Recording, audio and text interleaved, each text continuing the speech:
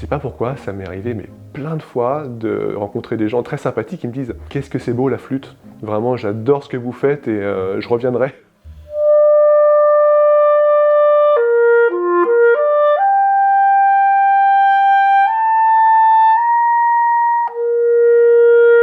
Bonjour, je m'appelle Nicolas Balderou, je suis clarinettiste. Je joue plein de clarinettes différentes. Donc là aujourd'hui, je suis venu avec ma clarinette si bémol classique.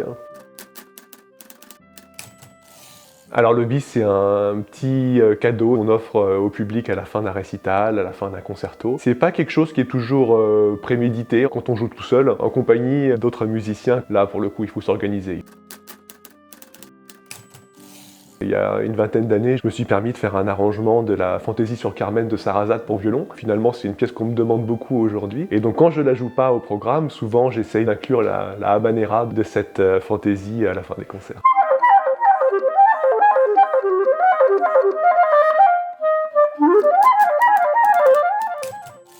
Alors ça dépend des fois, ça dépend ce qu'on joue en fait, parce qu'il y a des pièces très techniques où finalement il faut être tellement concentré sur la synchronisation, sur des choses techniques, qu'on essaye de faire parfois une bulle autour de nous. A contrario, parfois on est dans quelque chose de très lyrique, où vraiment on transmet de l'émotion, et là on aime bien avoir le retour des gens. Historiquement, on applaudissait entre les mouvements au 19e siècle, donc moi c'est pas du tout quelque chose qui me dérange, au contraire.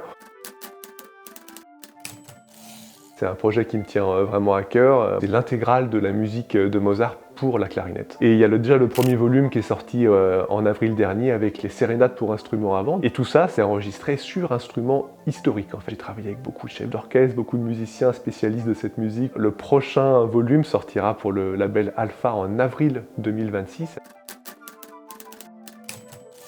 C'est pas si évident que ça parce qu'en général, les pièces sont tellement longues qu'on n'a pas toujours besoin de faire un bis. Il y a une pièce qui est vraiment magique, c'est le mouvement lent de cette grande partita, qui est d'ailleurs le mouvement lent qui était dans Amadeus de Milos Forman.